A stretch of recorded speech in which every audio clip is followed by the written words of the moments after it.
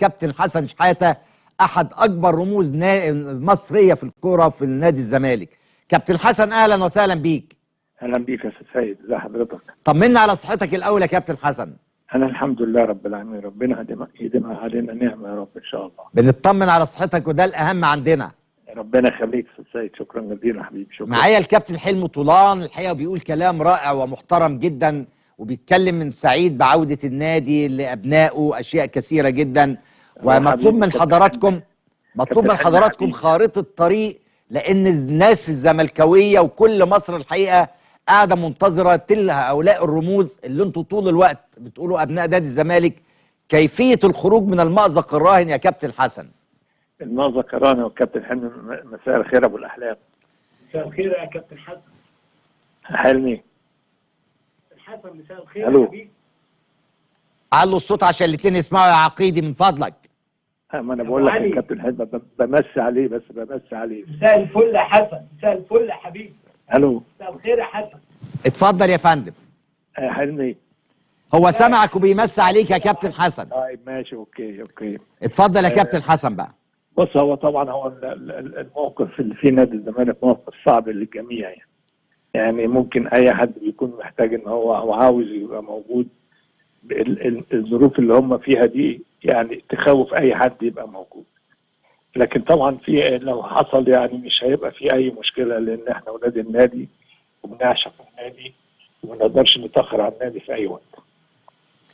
ايه اللي ممكن تعملوه كابناء النادي؟ يعني الناس كلها بتسال يا كابتن حسن، وانت تعلم مدى المصريين كلهم اهلاويه وزملكاويه بيحبوا الكباتن الكبيره، وانت تحديدا والكابتن فاروق والكابتن حلمي طولان. انتوا بالنسبه لنا مش لعيبه اهلي وزمالك، انتوا بالنسبه لنا لعيبه مصر. وبالتالي يا كابتن حسن الناس منتظره مثلا الخطيب رئيسا للنادي الاهلي. ليه انتوا كاسماء كبيره مش بتترشحوا؟ والمصيبه اللي افجعني بيها دلوقتي الكابتن حلمي طولان بيقول ان هو مش عضو عامل في نادي الزمالك.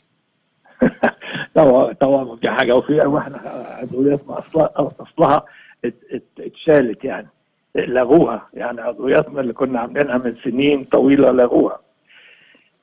لكن هنعملها من جديد تاني ان شاء الله، ونبقى موجودين ونحاول احنا مع المجموعه كلها، مع الزملاء كلهم، هنشوف ايه اللي ممكن نعمله لنادي الزمالك عشان يقف على رجله مره تانيه.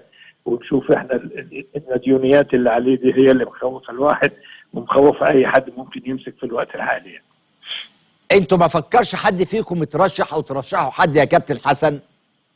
احنا معلش، احنا النهارده ربنا يسهل، احنا مجتمعين النهارده وربنا يسهل، هنختار كام واحد كده ان هم يكونوا موجودين ان شاء الله. هتختاروا ناس من ابناء نادي الزمالك ورموز الاسماء الكبيره؟ ان شاء الله باذن الله.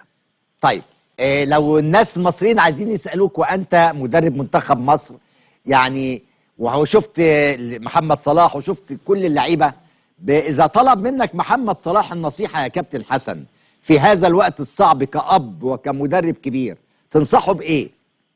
هو اللي عمله محمد صلاح احسن حاجه هو عملها. يعني هو راجل النهارده بقاله فتره طويله في ليفربول، ووجوده في ليفربول بيخليه يعني ما يقدرش يسيب ليفربول. مش ما يقدرش، يقدر ونص وثلاث ارباع، لكن ما يسيبش النادي. هو يعتبر عمل له اسم وعمل له شهره وعمل له يعني اللي ما بيعملوش اي نادي لاي لاعب. محمد صلاح يبقى غلطان لو هو ساب وراح، وبالتالي يظل في ليفربول.